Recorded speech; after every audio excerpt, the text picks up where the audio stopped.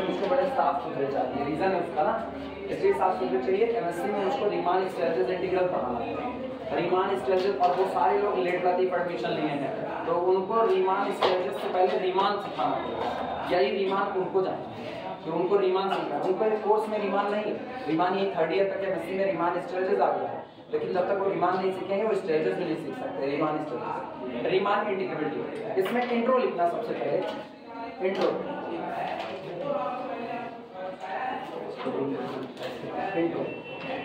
Introduction में आ रहे हैं। पता है पुरानी जो इंटीग्रेशन की थ्योरी थी, इंटीग्रेशन का मतलब ही क्या होता है, जोड़ना। तो जो पुरानी इंटीग्रेशन की थ्योरी थी वो केवल और केवल ऐसी आ रही थी कि वो जो आपके पास ज्योमेट्रिकल रीजन थे, उन रीजन का जैसे अगर मुझको एरिया निकालना हो तो कहा कि एक छोटे से पोर्शन का एरिया निकाल दो और उनको उठा करके ऐड कर दो। शुरुआत में काफी दिनों तक ये भी माना जाता रहा कि integration is the reverse process of differentiation. बाद में फिर इसका कहते हैं अलजेब्राइक जो इंटरप्रिटेशन आता है कि आप इसको अलजेब्राइक तौर पर इस्तेमाल करो, मतलब फ्री फ्रॉम ज्योमेट्रिकल कंडीशन। बहुत मोटे मोटे शब्दों में बता रहे हैं क्योंकि बहुत सारा हिस्सा तो बेसिकली बता रहे हैं। जैसे मान लो मेरे पास ये एरिया है, ठीक, मुझको इसका एरिया कैलकुलेट करना हो तो चूंकि एक ज्योमेट्रिकल ऑब्जेक्ट है, ज्योमेट्रिकल ऑब्जेक्ट का एरिया निकालने के लिए हम लोग क्या करते हैं, इसको छोटे छोटे स्क्वायर से फिल अप कर देते हैं। जब हम इसको छोटे छोटे स्क्वायर से भरेंगे, जैसे मान लो एक छोटा स्क्वायर लगाया, फिर हम अगला वाला एक स्क्वायर लगा देते हैं, फिर अगला स्क्वायर लगाते हैं, और ये सारे स्क्वायर हम ऐसे लगा रहे हैं कि इन सारे स्क्वायर के लिए इनका एरिया बराबर, क्योंकि आप काम उनसे करते हो जो एरिया आपको एक्चुअल में पता होता है, और कर्व बाउंड्री का एरिया आपको नहीं पता है कि इसका एरिया क्या होगा। तो जब हम इसको छोटे छोटे स्क्वायर से भर देते हैं, अगर एक स्क्वायर का एरिया पता है लंबाई गुणे चौड़ाई, तो जितने स्क्वायर आपने लगाए हैं मल्टीप्लाइड बाय उतना कर दोगे तो टोटल एक्चुअल एरिया आ जाएगा कि नहीं आ जाएगा। लेकिन ये एक्चुअल एरिया केवल और केवल अप्रॉक्सीमेट आएगा, क्योंकि ये कॉर्नर वाली बाउंड्री कैसी है, कर्व बाउंड्री है। तो कॉर्नर वाली बाउंड्री कर्व है तो इसका मतलब इधर तो आपका बनेगा, लेकिन अगर आप अपने रिजल्ट को और एक्यूरेट करना चाहो तो आप इन स्क्वायर को और जितना छोटा हो सके उतना छोटा करते चले जाओ। यानी दो चीजें हो रही हैं। एक चीज है नंबर ऑफ स्क्वायर्स की अगर बात करें, नंबर ऑफ स्क्वायर्स, तो ये अप्रोच कर रहे हैं कहां, इन्फिनिटी, और खुद स्क्वायर्स ये अप्रोच कर रहे हैं किसकी तरफ, जीरो की तरफ। हर स्क्वायर पहले से और छोटा होता जा रहा है, पहले से और छोटा होता जा रहा है। तो जितने आप स्क्वायर लगा रहे हो वो एकदम छोटे होते चले जा रहे हैं, मतलब वो अप्रोच कर रहे हैं किधर, जीरो की तरफ, और नंबर ऑफ स्क्वायर अप्रोच कर रहे हैं किधर, इंफिनिटी की तरफ। इसकी जो लिमिट निकल करके आती है ना, वही आपका क्या होता है, एक्चुअल एरिया होता है। और इनिशियल कंडीशन में इंटीग्रेशन को ऐसा ही माना जाता रहा, एकदम कैसे, ज्योमेट्रिकल बाउंड्री के ऊपर इनको माना जाता रहा। बाद में फिर डेवलपमेंट होता है, इंटीग्रेशन को देखा जाता है, integration is the reverse process of differentiation. एक प्रक्रिया डिफरेंशिएशन की चल रही है, इंटीग्रेशन उसका जस्ट अपोजिट काम कर रहा है। अगर किसी का इंटीग्रेशन कोई नंबर आ रहा है, मतलब कोई फंक्शन आ रहा है, तो उसका डिफरेंशिएशन पुराना वाला आ जाएगा, ये देखा गया। बाद में फिर आते हैं रीमान। रीमान क्या करते हैं, वो पहला इसका जो ठीक ठाक कहते हैं ना, रिगोरियस प्रूफ जो इन्होंने दिया, वो पहले इसमें से ज्योमेट्रिकल कंडीशन को हटा देते हैं और इसमें अलजेब्राइक कंडीशन को थोप देते हैं, और पहला रिगोरियस ट्रीटमेंट इसका रीमान देते हैं। बाद में कॉसी भी इस पे काम करते हैं, कॉसी अपनी थ्योरी को बांध देते हैं बाउंडेड फंक्शन के लिए। बाद में रीमान क्या करते हैं, रीमान थोड़ी सारी थ्योरी और लेकर आते हैं जिसमें वो डिसकंटीन्यूअस फंक्शन जो होते हैं उनको भी ले आते हैं इसी थ्योरी के अंतर्गत। और बाद में ये और डेवलपमेंट होता है, जो इसका सॉलिड डेवलपमेंट आता है वो इसका करंट में लेबेग मेजरेबल फंक्शन आते हैं, उनमें इनका निकल करके आता है, लेबेग इंटीग्रल आता है। तो लेबेग इंटीग्रल अभी करंट की सिचुएशन में सबसे सॉलिड में चल रहा है। ठीक, थोड़ा सा इंट्रो लिखेंगे, बस ज्यादा नहीं लिखेंगे, लेकिन वो थोड़ा ही काफी लिखना इसमें। इन एलिमेंट्री ट्रीटमेंट या हाँ ठीक है, वही लिखना, in elementary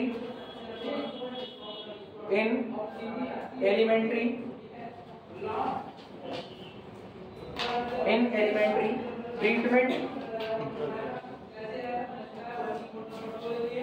in elementary treatment, the subject of integration,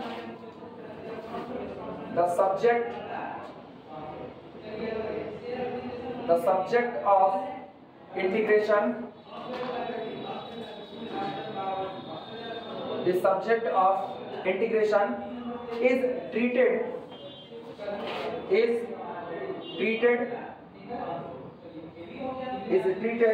as the as the inverse operation of differentiation, inverse operation of differentiation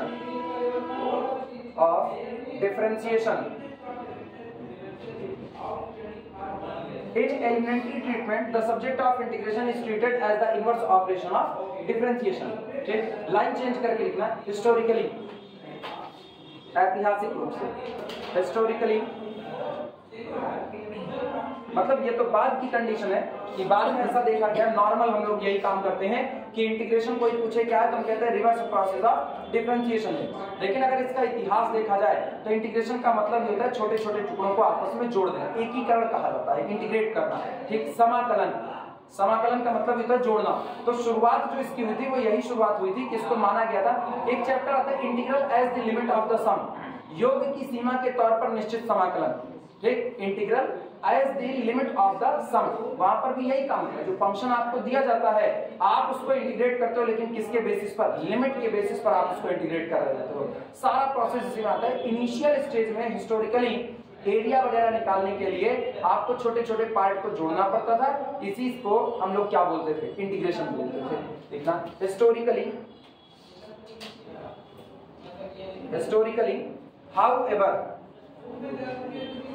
however the subject of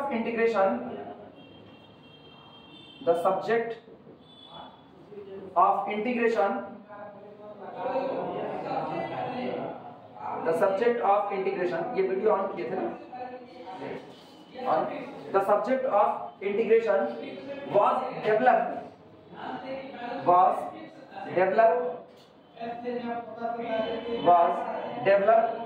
in connection with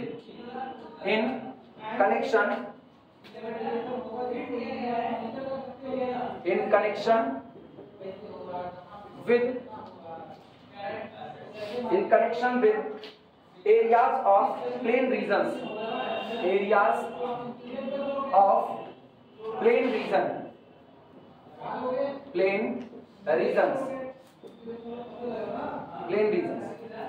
Historically, however, the subject of integration was developed in connection with areas of plane region. शुरुआत में जब integration को develop किया गया तो उसका connection किसके साथ रखा गया? प्लेन रीजन जो आपके होते हैं, मतलब किसी प्लेन में बने हुए जो आपके रीजन होते हैं, उनके एरिया को कैलकुलेट करने के तौर पर इसको यूज किया गया। ठीक, फिर आगे लिखना, it was based on the concept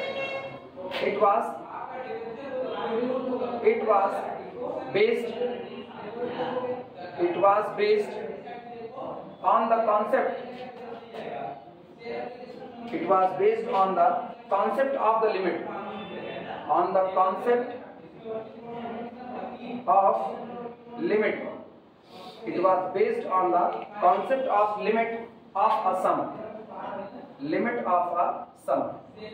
और ये जो शुरुआत हुई थी इंटीग्रेशन की, मतलब ज्योमेट्रिकल अप्रोच के थ्रू जो शुरुआत हुई थी, उसमें ये किस बेस पर किस पर आधारित था? ये आधारित था जैसे इंटीग्रेशन कैसा हो, लिमिट ऑफ अ सम, एक जोड़ हो रहा है और उस जोड़ की आप क्या निकाल रहे हो? लिमिट निकाल रहे हो। ऐसे समझो इस बात को, जो लोग नहीं समझ पा रहे हैं। ये बताओ, मान लो ये कर्व दिया गया और सामने वाला मुझको कहा इस कर्व के नीचे कितना एरिया आ रहा है, आप उस एरिया को कैलकुलेट कीजिए। तो शुरुआत कहां से हुई? ए से, और खत्म कहां पर हो रहा है? बी पर खत्म हो रहा है। इतने एरिया को मुझको कैलकुलेट करके निकालना है। हम क्या करेंगे? मेरे पास रास्ता ये है, जिसका एरिया आप सही सलामत तरीके से कैलकुलेट कर सकते हो, जिसका एरिया आप सही सलामत तरीके से कैलकुलेट कर सकते हो, उस कर्व को उठाओ और इसमें फिट कर दो। मुझको पता है रेक्टेंगल का एरिया, हमको बहुत आसानी से पता है। रेक्टेंगल का क्या होता है? लंबाई गुणे चौड़ाई। तो हम उठा करके इसके बीच में रेक्टेंगल लगाते हैं। आप गौर करना,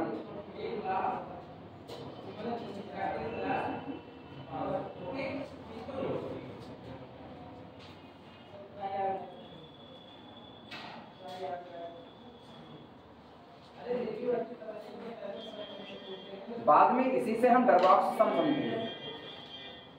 ये मान लो मैंने ये रेक्टेंगल लगा। अब ये बताओ, अगर जैसे फिगर पर मत जाना, अगर ये जितने रेक्टेंगल हैं इन सब की विड्थ हम एक बराबर लेते हैं, सबकी विड्थ एक बराबर लेते हैं।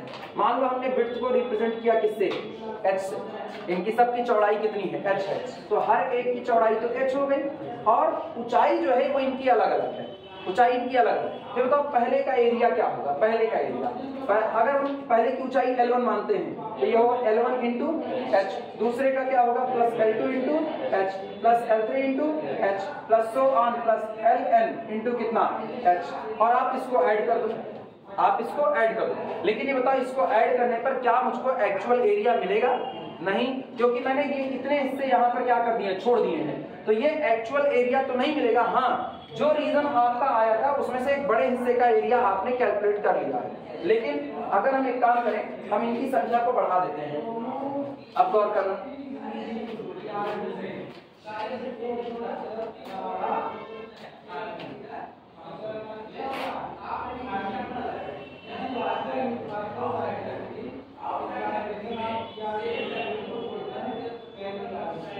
अभी गौर करो, जब हम इनको और पतला कर दे रहे हैं, और पतला, तो इनकी संख्या बढ़ रही है कि नहीं बढ़ रही, और जब इनकी संख्या बढ़ रही है तो क्या अब जो ये आई के दांते जैसे हिस्से छूट रहे हैं ये और कम हो रहे हैं, नहीं, इसका मतलब अब हम अपने एक्चुअल एरिया के और नजदीक आ रहे हैं। तो जितना आप इनकी विड्थ को कम करते जाओगे उतना ज्यादा रेक्टेंगल आप इसके बीच में भरते चले जाओगे, और जितना ज्यादा रेक्टेंगल भरते जाओगे उतना ये वाला प्लेस कम छूटता जाएगा। तो एट लास्ट मेरे पास रास्ता क्या है, मेरे पास रास्ता ये है कि हम इनकी संख्या को अप्रोच करा दें कहां तक, इंफिनिटी तक। तो जो सम निकल करके आएगा उस सम पर लिमिट काम करेगी, limit n approaches to the infinity, और अंदर में area of first rectangle plus area of second rectangle plus area of third rectangle so on plus area of nth rectangle. अगर पहले रेक्टेंगल का एरिया A1 कहें, दूसरे रेक्टेंगल का area A2 कहें, तीसरे का एरिया A3 कहें, इस तरह nवें का एरिया क्या कहें, AN। तो ये बताओ मैंने टोटल रेक्टेंगल की संख्या कहां पहुंचा दी, इंफिनिटी पहुंचा दी। तो इसका मतलब ये इतना नजदीक हो गया कि अब मेरे एक्चुअल एरिया के नजदीक एकदम आ चुका है कि नहीं आ चुका है। सोचो, हम करते इंटीग्रेशन ही रहे, इंटीग्रेशन फ्रॉम लिमिट a से लेकर के कहां तक, b तक, हो वही रहा है, लेकिन हम इसको किस तौर पर कर रहे हैं, जैसे बहुत सारे सम लिखे गए हैं और उस सम के ऊपर क्या अप्लाई की गई है, लिमिट, तब कहता है integration work as the limit of the sum. Clear हुआ, हिस्टोरिकली ये होता था।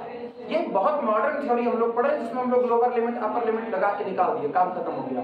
पता है अभी आज की तारीख में अगर कोई मुझको कहे कि सर्किल का आप एरिया कैलकुलेट कीजिए, और सर्किल में जय पोर्शन का कहे उतने पोर्शन तक का, जैसे कोई मेरे को पहले पोर्शन का कहे और वो मुझको कहते सर्किल है x² + y² is equal to कितना 1, तो एरिया कैलकुलेट करना है, एरिया तो दो लोगों से बनता है, x से और y से। तो जब आप इंटीग्रेट करोगे तो आप सिंगल नहीं बल्कि आप डबल इंटीग्रेशन करोगे, तो डबल इंटीग्रेशन, ठीक। और मान लो फंक्शन दे दिया जो इंटीग्रेंड है, मान लो वो फंक्शन दे दिया x² y या xy और यहाँ लिख दिया dx dy, इसको आप इंटीग्रेट कीजिए इस पहले वाले रीजन में। उसने ये कह दिया, ये बताओ मुझको x और y की लिमिट चाहिए, हाँ या ना।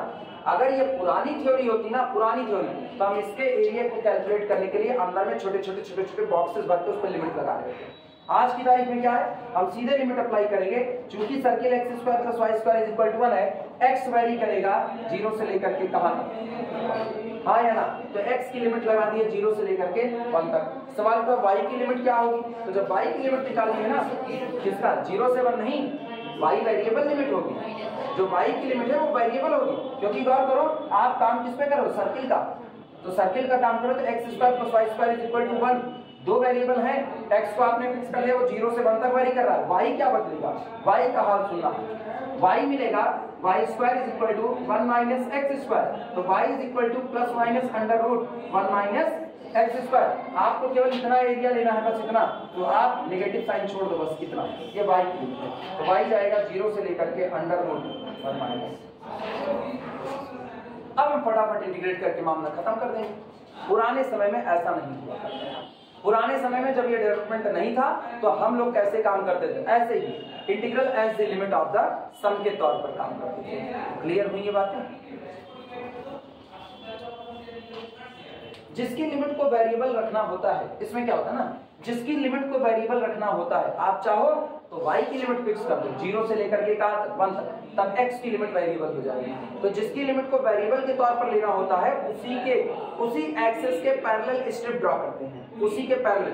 जैसे अगर मान लो मुझको x की लिमिट को वेरिएबल करना होता तो हम x एक्सिस के पैरेलल स्ट्रिप ड्रॉ करते हैं।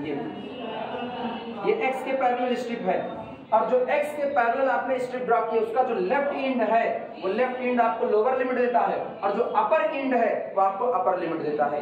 लोअर एंड कहां टिका है? y एक्सिस पर, तो y एक्सिस पर x बराबर कितना 0, तो लोअर लिमिट। अपर एंड कहां टिका है? कर्व बाउंड्री पर। कर्व बाउंड्री किससे मिलेगी? कर्व बाउंड्री मिलेगी x² + y² = 1 से। तो कर्व बाउंड्री पर आपको x की वैल्यू निकालनी है तो क्या मिलेगा बोलो? x = ±√1 - y² मिलेगा। क्लियर है कि नहीं? अगर अभी मैंने क्या किया, y की लिमिट को वेरिएबल रखा, तो इसका मतलब मैंने स्ट्रिप खींची होगी किसके पैरेलल? y एक्सिस के पैरेलल खींची होगी। क्लियर है कि नहीं? तो लोअर कहां टिका? x बराबर 0 पर। अपर कहां टिका? कर्व बाउंड्री पर, और कर्व बाउंड्री पर +√1 - क्लियर हुआ कि नहीं? अगर मेरे को इस पूरे रीजन में करना होता, पूरे रीजन में, तो स्ट्रिप यहां रुकती ना, स्ट्रिप कहां आती? नीचे तक। लोअर कहां टिका? कर्व पर। अपर कहां टिका? कर्व पर। तो अब माइनस भी अडॉप्ट होता और प्लस भी, तो यहां लिमिट लगती -√1 - y² से +√1 - x²। y की लिमिट को वेरिएबल रखना, कुछ 2-4% ये दिमाग में आ रहा है ना, अपने को इसकी बहुत जरूरत नहीं है, हम तुमको एज ए इंट्रो के तौर पर दे रहे हैं बस केवल ना, कि शुरुआत में जब इंटीग्रेशन आया इट वाज बेस्ड, ये आधारित था किस पर? ऑन द कॉन्सेप्ट, उस कॉन्सेप्ट पर आधारित था, उस विचार पर आधारित था जो कौन सा था? ऑफ लिमिट ऑफ अ सम। जैसे किसी सम की क्या निकाली जा रही हो? लिमिट निकाली जा रही हो।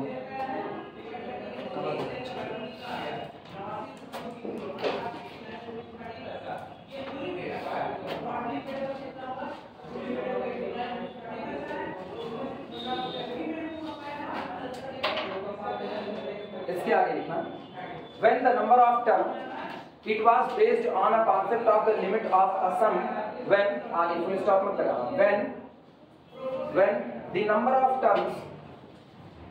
the number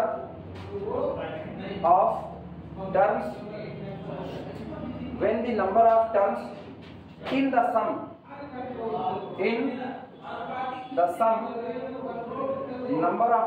the sum tends to infinity,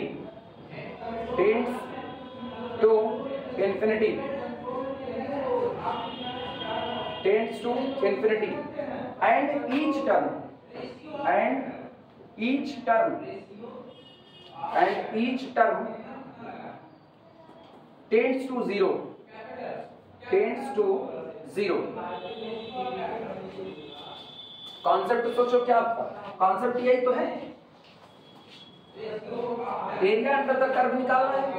area under the curve निकालना है तो इस कर्व के अंदर में रेक्टेंगल की संख्या बढ़ानी पड़ेगी कि नहीं बढ़ानी पड़ेगी? हाँ या ना?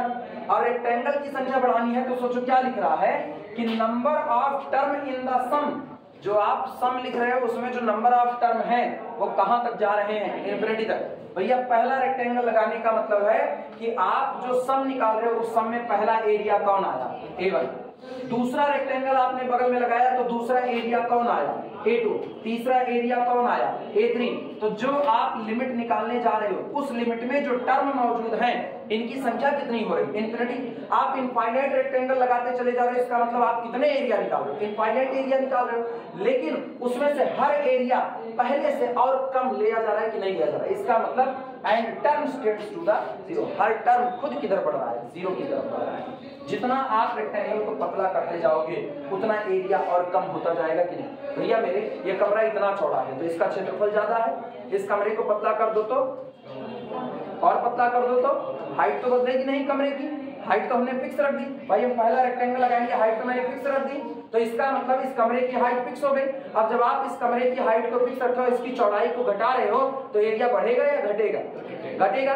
और इसका मतलब हम इसमें पार्टीशन कर रहे हैं। सोचो हम हर बार जो पार्टीशन कर रहे हैं वो पहले से और पतला कर रहे हैं, यानी एरिया पहले से और कम होता जा रहा है। तो जैसे जैसे नंबर ऑफ पार्टीशन बढ़ रहे हैं वैसे वैसे एरिया सिकुड़ रहा है किसकी तरफ? जीरो की तरफ। तो लिखा गया It was based on the concept of limit of a sum.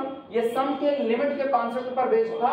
कब? When the number of terms in the sum, जब आपके लिखे गए सम में मौजूद जो टर्म है उनकी संख्या कहाँ पहुंच रही है? इन्फिनिटी। एंड ईच टर्म, और जितने टर्म है वो खुद कहाँ पहुंच रहे हैं? जीरो की तरफ पहुंच रहे हैं। क्लियर हुआ? तुमको ये सीखना बहुत जरूरी है, जो अभी लिखा है इंट्रो, ये बहुत जरूरी है। इसलिए ना एग्जाम में इसको पढ़ करके नहीं जाओगे, लेकिन हम इसी के आधार पर डरबॉक्स का अपर और डरबॉक्स का लोअर सम डिजाइन करेंगे, इसी के आधार पर। वरना फिर वहां तुमको खाली रटने जैसा हो जाएगा, capital M delta x, small m delta x. नहीं, वो रटना नहीं है। अपर सम और लोअर सम क्या होता है ये समझ की बात है। एक बार समझ के बात ही खत्म हो गई।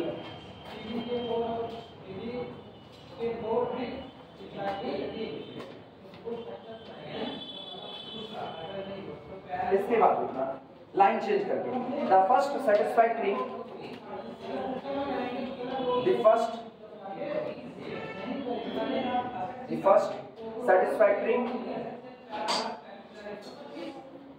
satisfactory the first satisfactory rigorous arithmetic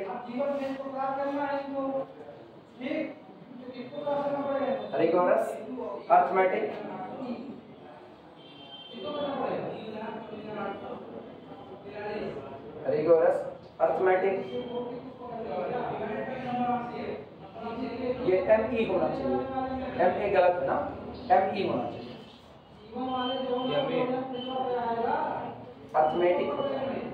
arithmetic ए होना, मेरे हिसाब से E होना चाहिए।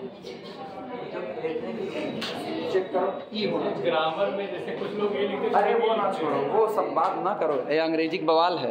लिखना सही है ना। The first satisfactory rigorous arithmetic treatment arithmetic treatment.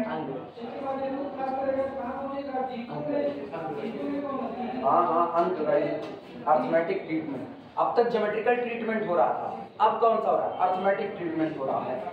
The first satisfactory, arithmetic का मतलब है गुणा भाग जोड़ घटाव। अब यहाँ पर क्या हो रहा है? अब यहाँ पर इन सब को हटा के इसमें अलजेब्रा को इंट्रोड्यूस कराया जा रहा है। पहले जो था शुरुआत में integration based on geometrical condition था, बाद में रीमान आते तो रीमान क्या करते हैं, वो उसको ज्योमेट्रिकल कंडीशन से निकाल करके अलजेब्राइक कंडीशन में ढाल देते हैं, और इंटीग्रेशन में अलजेब्रा का यूज करना रीमान को ही क्रेडिट जाता है। इन्होंने सबसे पहला जो सही होता है ना, कई लोग थ्योरी देते हैं लेकिन मानी कौन सी जाती है? जो सबसे आसान आम जिंदगी में यूज होती है, जो सबसे ज्यादा फेमस होती है। तो जो सही, इसीलिए क्या कहा? First satisfactory rigorous arithmetic treatment. Satisfactory जो लोगों को संतुष्ट कर सका, जो लोगों की समझ में आया। रिगोरस का मतलब है कठिन या बड़ा शुद्ध जिसको कहा जाता है। रिगोरस अरिथमेटिक ट्रीटमेंट यानी ज्योमेट्रिकल कंडीशन हटा दी गई, अब सब कुछ कैसा हो रहा है? अंकगणित के तौर पर, यानी इसमें अलजेब्रा को इंट्रोड्यूस करा दिया गया है। वही दो फंक्शन का जोड़, दो फंक्शन का घटाव। अगर इंटीग्रेशन कर रहे हो तो दो फंक्शन के सम का इंटीग्रेशन कैसे करोगे, डिफरेंस का कैसे करोगे, अब इसमें अलजेब्रा इंट्रोड्यूस हो गया। इसी को लिख रहा है the first satisfactory rigorous arithmetic treatment free from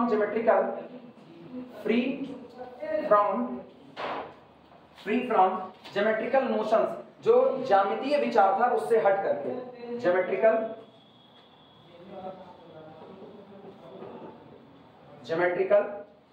notions का मतलब विचार होता है, नोटेशन मत लिखना। Notions of integration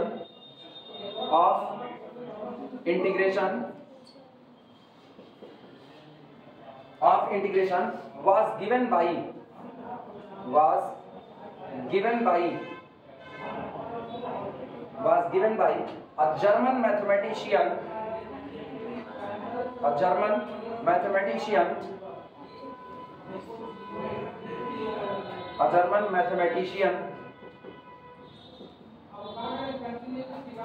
Georg Friedrich Bernhard Riemann। Georg Friedrich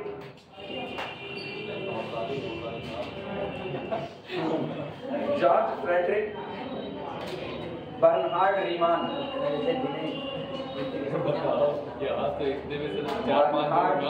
सोचो अगर इनको हाई स्कूल का वो भरना हो form, George Frederick Bernhard Riemann. Actually इनका अकेले का नाम नहीं, बाप दादा का भी नाम शामिल है अब आप ना। मुझे बताइए 1826 से लेकर के 1866। इन लोगों के नाम ऐसे हैं ना कि जब जो एप्लीकेशन फॉर्म भरा नहीं जाता है तो हाँ। कॉलम होते हैं वो सब छोटे पड़ जाएंगे। हाँ नहीं, तो बाप दादा का नाम शामिल है ना। माँ बाप सब का बदला लेगा तेरा फैजल।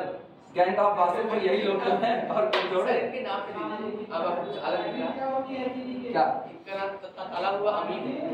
क्या ताला हुआ अमीर। अरे फ्राइड रिच। अच्छा फ्राइड रिच। अरे तुम फ्राइड राइस ना पढ़ लेना उसको। जॉर्ज फ्रेडरिक बर्नार्ड ताला हुआ रीमान। अमीर। कहा गया है the first satisfactory rigorous arithmetic treatment free from geometrical notions.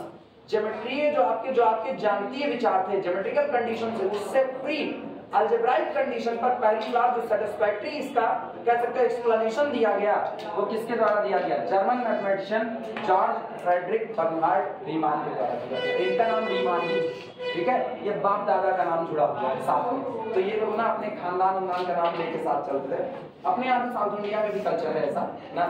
आगे लिखना फुल स्टॉप करके वाई, जबकि लिखो वाई जबकि अर्लियर, वाई अर्लियर। ये सब बातें थोड़ी थोड़ी जानना जरूरी है, बहुत इतिहास में नहीं, लेकिन ये नॉर्मल इतिहास आपको जानना जरूरी है। कोई पूछना रीमान इंटीग्रेबिलिटी का मतलब क्या, रीमान इंटीग्रेबिलिटी क्यों पढ़ी जा रही है, तो आप उसको कम से कम ये बता सको ये रीमान इंटीग्रेबिलिटी होती क्या है, कहां से कैसे बनी। आप ज्योमेट्रिकल कंडीशन से अलजेब्राइक में आ रहे थे तो ये पहला आपका स्टेप था। कहते हैं ना जब कोई वो एक सभ्यता विकसित हो रही होती है तो कह सकते हो ये उस सभ्यता का पहला चरण है। इंटीग्रेशन की सभ्यता के विकसित होने का ये पहला चरण था जब रीमान ने ये थ्योरी दी हुई थी, और बाद में यही डेवलप होता गया, तो इसको बाद में बहुत सारे लोग आगे बढ़ाते हैं। अभी काम जो पढ़ रहे हैं इंटीग्रेशन ना, ये सबसे कह सकते हो रिफाइंड हुआ कॉन्सेप्ट है जो हम लोग पढ़ रहे हैं। इसके पहले कॉन्सेप्ट इतने रिफाइंड नहीं हुआ करते थे।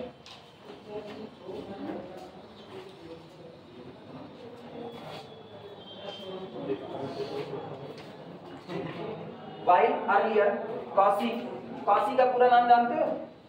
कॉसी का अगस्टिन लुइस कॉसी, उनका पूरा नाम अगस्टिन लुइस कॉसी। हाँ, While earlier कॉसी, उसका बता दिए यार, अगस्टिन लुइस कॉसी ना। कौन सा स्पेलिंग तो गूगल बाबा पढ़ लेंगे, तुम बेफिक्र रहो। कॉसी 1789 से लेकर के 1857 की क्रांति तक, तभी ये क्रांति है 1789 से 1857 तक। पता है शुरुआत में क्या था? शुरुआत में कॉसी ने इनकी थ्योरी को बांध दिया। कॉसी का ये थ्योरी जब लागू होगी ना तो इसका स्कोप केवल और केवल कॉन्टिन्यूअस फंक्शन तक ही होगा। रीमान ने अपनी थ्योरी दी, तो जब एक मैथमेटिशियन अपनी थ्योरी देता है बाकी उस पर काम करते हैं, बाकी लोगों ने काम किया। कॉसी का बड़ा नाम था। कॉसी ने क्या किया, शुरुआत में कॉसी देखते हैं कि ये थ्योरी होल्ड तो हो रही है, लेकिन ये थ्योरी केवल और केवल कॉन्टिन्यूअस फंक्शन के लिए होगी, तो उन्होंने इसको बांध दिया कि आप रीमान की कंडीशन को लगाने जा रहे हैं तो आपका फंक्शन कॉन्टिन्यूअस होना चाहिए। बाद में रीमान क्या करते हैं, वो काम करते हैं और कुछ डिसकंटिन्यूअस फंक्शन को इस थ्योरी के अंतर्गत ले आते हैं। इसका मतलब तय हो गया ये थ्योरी कॉन्टिन्यूअस और डिसकंटिन्यूअस दोनों टाइप के फंक्शन के लिए वैलिड होती है। लेकिन डिसकंटिन्यूटी में किसके लिए वैलिड होती है, किस टाइप की डिसकंटिन्यूटी रखने वाला फंक्शन होना चाहिए, वो फर्दर डेवलपमेंट पर आया। फिलहाल हम लोग यहाँ, और दूसरी बात, इन्होंने जो भी थ्योरी हम लोग इस चैप्टर में जितना पढ़ेंगे उसमें मेरा फंक्शन बाउंडेड होगा। हम लोग जब रीमान की थ्योरी पढ़ रहे हैं तो इनिशियल वाली पढ़ रहे हैं, उस वक्त फंक्शन बाउंडेड होगा, ये कंडीशन जुड़ी रहती थी। आज की तारीख में बाद में जब ये डेवलपमेंट हुआ देखा ये गया कि रीमान की थ्योरी सिर्फ और सिर्फ बाउंडेड नहीं, बल्कि अगर आपका फंक्शन अनबाउंडेड हो रहा है तो उस पर भी थ्योरी सही बैठ जाएगी। सब पर या नहीं वो आगे की बात है, ठीक है। वो अगली क्लास में तुमको जब एमएससी में आओगे तो रीमान, स्ट्रेचेस, लेवेग इंटीग्रल ये सब मिलेंगे, तो वहां तुमको ये फिर से यही इतिहास मिलेगा।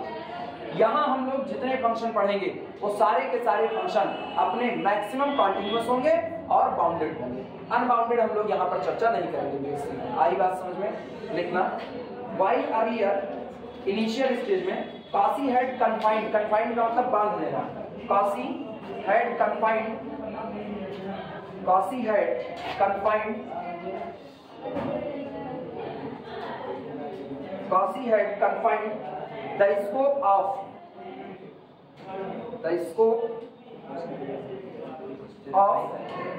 his theory, scope of his theory of integration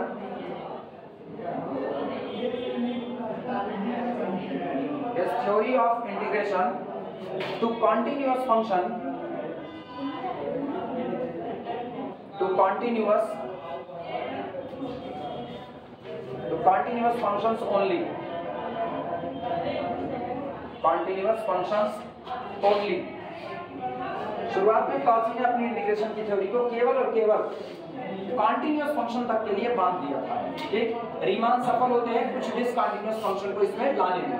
आगे बढ़ाना, Riemann succeeded in beginning, Riemann succeeded Riemann succeeded in beginning, या इन ब्रिंगिंग लिखना, लाने में, in bringing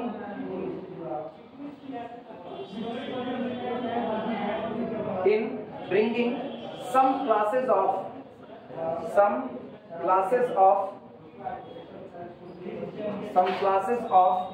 discontinuous functions,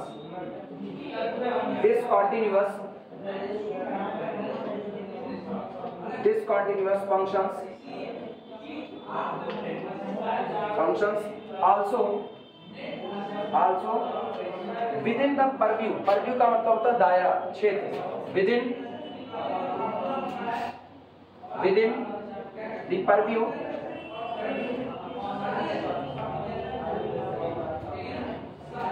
of his theory of integration,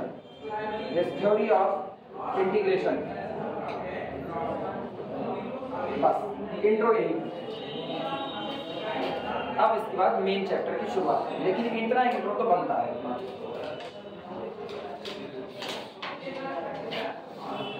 इस थ्योरी का इतना इंट्रो हम कभी नहीं काटेंगे, इस बार भी नहीं काटेंगे। इस बार ये जरूरी है, शुरुआत हम पार्टीशन से कर सकते थे, मुझको इसकी कोई जरूरत नहीं थी, लेकिन एक बार नॉर्मली इंट्रो तो हो ही जाना चाहिए, क्या हुआ करता था, क्या हो रहा है और हम क्या करने जा रहे हैं। पूरा लिख लो, तो अगली हेडिंग डालते हैं partition of closed interval AB, फिर पार्टीशन की बात आई जो कॉम्प्लेक्स में पढ़ रहे थे वैसा है।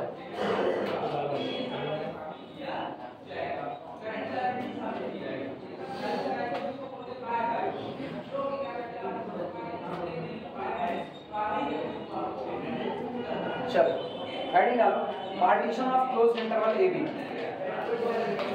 पार्टीशन ऑफ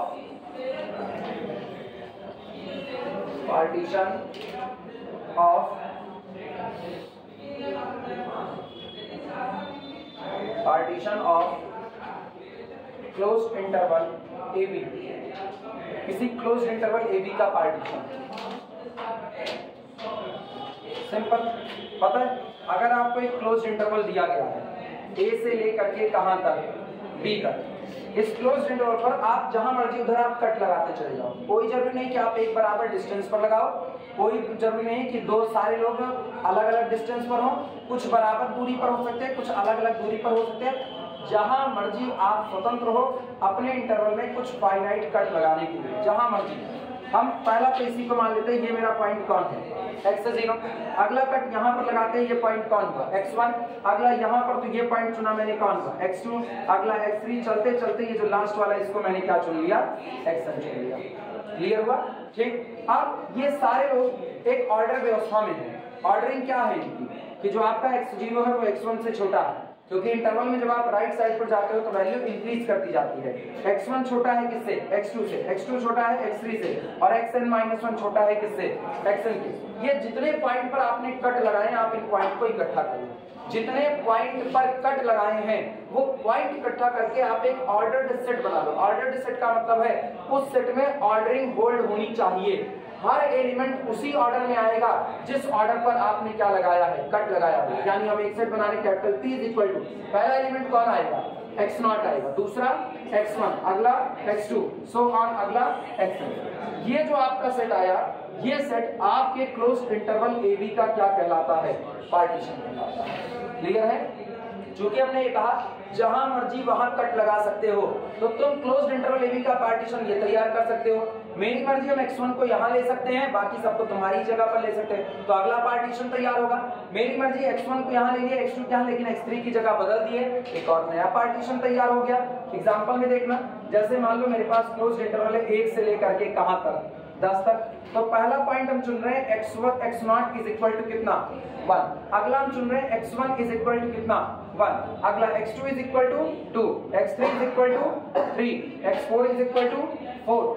इस तरह चलते हुए x10 इज इक्वल टू, चुन लिए मैंने। सब 1-1 सेंटीमीटर की दूरी पर कट लगाया। तो ये मेरे पास कितने पॉइंट को इकट्ठा कर लो, कौन कौन से पॉइंट आए, कुछ उल्टा लिख दिए ना, 1 पॉइंट 2 बार लिख दिए। x1 को 2 कर दो, x0 1, x1 आपका 2 है, ये 2 3 4, ये 9 और ये 10, ये हो गया x0, x1, x2, x3, ये कौन होगा x8 और ये कौन होगा x9। टोटल 10 पॉइंट आपके हो गए। ठीक, इनको इकट्ठा कर लो, 1 2 3 so on 9 10। ये आपके क्लोज्ड इंटरवल 1 से लेकर के 10 तक का एक पार्टीशन होगा। इसको हम कह सकते हैं ये मेरा पहला पार्टीशन कौन है, मेरे ऊपर डिपेंड करेगा कैसा हो सकता है। हम कट ऐसा लगाए, बस 1 के बाद सीधे 3 पर कट लगाए, तो 1 3 4 5 6 7 8। अब सोचो, अब दूसरा वाला पार्टीशन P2 कौन होगा, 1 3 4 5 9 10 ऐसा होगा। ये मेरे ऊपर डिपेंड करता है, हम कट 0.5 पर भी लगा दें, सॉरी 1.5 पर लगा दें, ये तो मेरे पर डिपेंड करेगा। तो हम जहां चाहे वहां कट लगाएं, लेकिन ये कट कैसे लगने चाहिए, फाइनाइट पॉइंट पर लगने चाहिए। क्लियर हुआ कि नहीं। और इनका झुंड इकट्ठा कर लो, जो ऑर्डर्ड सेट बनेगा वो ऑर्डर्ड सेट आपके क्लोज्ड इंटरवल AB का क्या कहलाएगा, पार्टीशन कहलाएगा। इसका मतलब किसी एक क्लोज्ड इंटरवल AB के कितने पार्टीशन हो सकते हैं, इनफाइनाइट पार्टीशन। क्लियर है ये बातें, लिखना।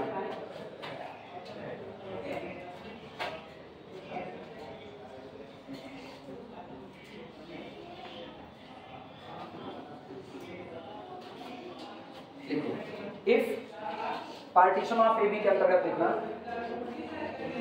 इफ इंटरवल का पहला पॉइंट A बराबर चुन लिया जाए कितना, x0 less than x1 less than x2 less than, चलते चलते so on, less than xn minus 1 less than xn, और xn आपका कौन हो जाए, D हो जाए। अगर आप ऐसे पॉइंट को इकट्ठा करो, ठीक, जो इस व्यवस्था में शामिल हो, then ordered set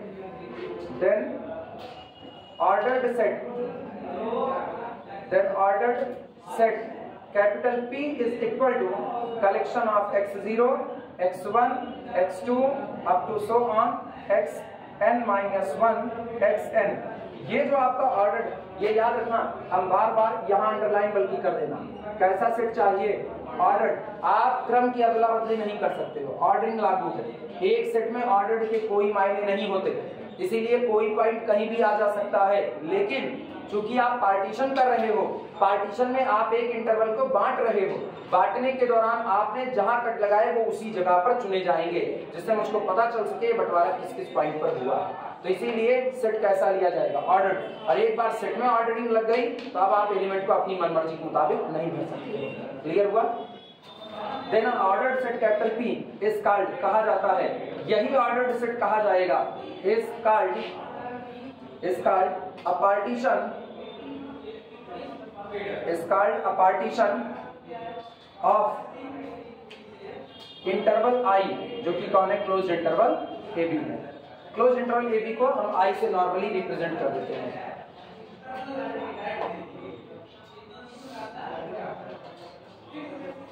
हो गया, डबल स्टार करके लिखना, डबल स्टार करके। अब दिमाग दौड़ाओ,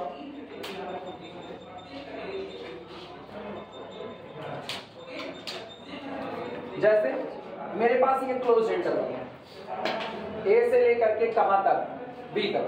ये पॉइंट मेरा है x0, ये पॉइंट x1, ये हो गया x2, ये हो गया x3, ये हो गया xn माइनस 1, और ये आपका हो गया कितना, xn। हम ये वाला टुकड़ा निकाल लें, ये वाला टुकड़ा, तो आया क्लोज इंटरवल x0 से लेकर के कितना, x1, ये मेरा पहला आया ना। फिर दूसरा हम निकाल लें x1 से लेकर के कहां तक, x2 तक, तो I2 मेरे पास कौन आया, x1 से लेकर के x2 तक क्लोज्ड इंटरवल। इस तरह से हम IN निकाल लें, क्लोज्ड इंटरवल xn-1 से लेकर के कहां तक, xn तक। क्या ये सब के सब मेरे ओरिजिनल क्लोज्ड इंटरवल AB के टुकड़े हैं कि नहीं? टुकड़े को अंग्रेजी में सेगमेंट कहा जाता है।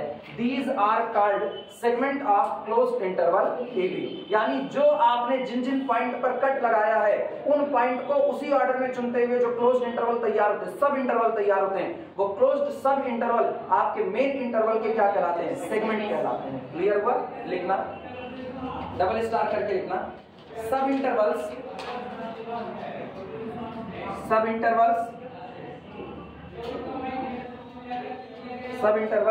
I1 is equal to closed interval x0 से लेकर के x1। अलग से कोई पॉइंट नहीं लोगे, ये जाने रखना। जो पार्टीशन हुआ है जिन जिन पॉइंट पर उन्हीं कॉर्नर वाले पॉइंट को लेकर के ही आप सेगमेंट बनाओगे। I1 is equal to closed interval x0 से x1, I2 is equal to closed interval x1 से लेकर के x2, इस तरीके से चलते हुए अप टू सो ऑन। अगर हम जनरल लिखना चाहें, IR लिखना चाहें, तो बताओ हम IR क्या लिखें? IR xr-1 से xr तक, ठीक। और ये चलते चलते सो ऑन IN लास्ट में xn-1 से लेकर के कहां तक? xn तक। ये बताओ टोटल कितने पॉइंट पर कट लगाया? टोटल n+1 पॉइंट पर। पहला x0 1 से लेके n तक तो ये पॉइंट हो गए, और एक x0 कितने पॉइंट हुए? n+1। तो n+1 पॉइंट का यूज करके कितने सब इंटरवल बने हैं? एग्जैक्टली n सब इंटरवल बने हैं। क्लियर है कि नहीं? ठीक। सब इंटरवल दीज, ठीक, डिटरमाइंड बाई, अच्छा इनमें से हर इंटरवल हर एक सब इंटरवल क्लोज्ड इंटरवल AB होता तभी तो बनाया गया है। तो इसका मतलब ये लोग डिटरमाइंड बाई P कहे जाएंगे। जो इंटरवल है उसी की वजह से ये लोग बन रहे हैं, इसीलिए इनको डिटरमाइंड बाई P कहा जाता है। Determined by capital P are called, ये कैपिटल P। अगर ये मेरे पास ना होता, सॉरी उल्टा बोल गए थे ना, क्लोज्ड इंटरवल AB बोल गए थे, हाँ वो नहीं। अगर मेरे पास ये P ना होता तो क्या हम इन सब इंटरवल को बना पाते? नहीं। अगर इस P को बदल दे तो क्या ये भी बदल जाएगा कि नहीं बदल जाएगा? तो ठीक है, टुकड़ा तो क्लोज्ड इंटरवल AB का ही रहेगा, लेकिन बदल तो जाएगा ना। तो इसका मतलब ये सारे लोग अपनी आइडेंटिटी रखे हैं, तो किसके दम पर रखे हैं? P के दम पर। इसीलिए सब लोग डिटरमाइंड बाई P कहे जाएंगे। एक्चुअल में जितने आप सब इंटरवल तैयार करोगे वो क्लोज्ड इंटरवल AB के हैं, तो वो उसकी वजह से डिटरमाइंड हुए हैं, लेकिन उसकी वजह से कम और इसकी वजह से ज्यादा पहचाने जाते हैं। तो इसीलिए डिटरमाइंड बाई क्या कह रहे हैं? P कह रहे हैं। Determined by P are called the, अब जो नाम लिखना ना इसको ब्लैक पेन से चाहे लिख देना। अब determined by capital P are called the segments of the partition capital P, segment of the partition capital P, ये ब्लैक पेन से लिखना, segments of the partition capital P, ठीक।